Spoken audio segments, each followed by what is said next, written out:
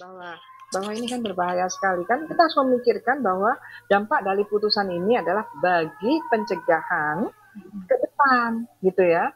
Jadi kalau kalau kita nggak tepat ke depan itu masyarakat-masyarakat yang potensi jadi korban, kalau dalam hal ini seperti polisi-polisi yang di bawah relasi kekuasaan itu kan menjadi rentan sekali kan. Ya. Ini juga harus dipikirkan. Jadi hukum itu yang ditegakkan itu betul-betul sesuai dengan tujuan hukum, yaitu dapat kepastian hukumnya, dapat keadilannya, dan ada gunanya gitu kan, ada kegunaannya. Jadi jadi di situ juga harus dipikirkan nanti dalam semua proses peradilan ini. Kan ini kan peradilan mulai hari pertama di pengadilan itu kan moderatornya itu kan hakim kan ya, Ya. moderator yang memegang kendali itu kan hakim. Nah ini harusnya dikendalikan gitu kan, malah malah membuat bingung kan, karena nanti habis ini kan replik, ya kan, replik adalah menjawab pledoinya ini kan gitu Ya. kan. Nah kalau pledoinya juga sudah di luar itu terus bagaimana, waktunya juga mepet gitu kan. Hmm. Jadi nggak masuk akal juga kalau misalnya sampai banyak sekali ya berjam-jam itu terus harus diapakan gitu kan. Ya. Tapi yang dituntutkan saja dan yang sudah pernah disampaikan di pengadilan itulah yang tetap tetap dalam hal ini tetap kekeh dia bilang bahwa ada perselingkuhan.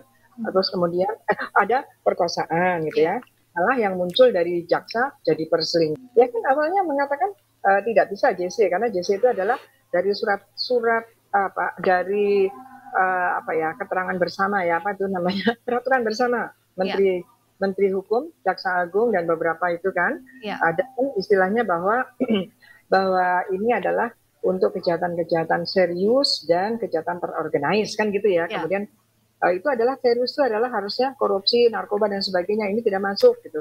Tetapi kalau serius itu kan pembunuhan, apalagi pembunuhan berencana itu juga serius kan. Ya. Perspektifnya dari mana? Konvensi juga banyak tentang itu kan. Nampaknya itu mental lah ya, artinya oke, JC gitu kan. Karena apa? Karena kemudian jaksa mengatakan bahwa dengan rilisnya ya, mengatakan bahwa 12 tahun itu sudah memperhatikan bahwa yang bersangkutan JC gitu. Karena kalau yang bersangkutan tidak JC, tentu dia sama dengan Pak Ferdi Sambo gitu ya. Kalau menurut saya nggak usah pakai JC juga, apa iya Eliezer itu bisa dipidana gitu ya.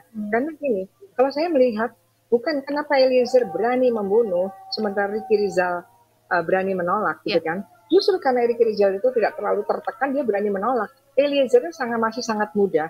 Dia tidak tahu, dia dalam kondisi yang sangat tertekan, yang tidak tahu apakah menolak, apakah tidak, yang itu ya siap gitu loh. Apakah dalam keadaan ini bukan masuk kepada pasal 48, dalam keadaan tertekan, yang bersangkutan tidak bisa memutuskan apapun dalam kondisi seperti itu.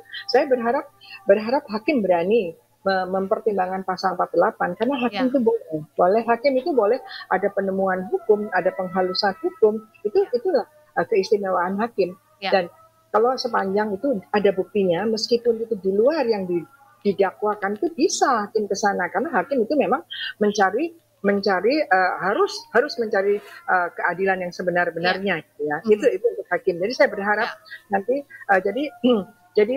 menurut saya kalau salah mempermasalahkan JC kan sudah ya kan, dan JC dia sudah sangat banyak kontribusinya Eliezer sehingga ini menjadi terungkap. Kan kita bukan menginginkan Eliezer bebas atau tidak, tetapi kita menginginkan siapa sih yang membunuh Joshua dengan berencana ini harus diadili seadil-adilnya kan gitu.